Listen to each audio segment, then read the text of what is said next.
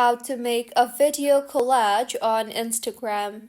Hello everyone, I am Bishaka and welcome to our channel. Now let's get right into the tutorial. Firstly, go ahead and open the Instagram app on your device and make sure you are signed in, and if not, then go ahead and sign yourself in. Now, go to the interface from where you can add stories and reels by swiping right on the home screen. Further, go ahead and select the reel option.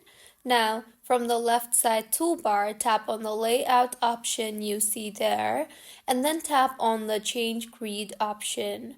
Now go ahead and select the grid of the type of collage you are looking forward to make. Now, add in the videos by simply tapping the video at the same moment, or tap on the photo icon and select photos from your camera roll or videos from your camera roll. Once added, tap on the done button on the bottom center of your screen, and with this, as you can see, the video collage is ready.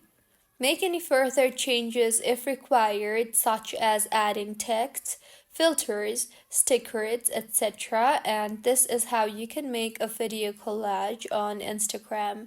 If you find this tutorial helpful, please like the video and do comment if you have any queries. Also, do subscribe to our channel for more helpful tutorials like this. See you on the next one.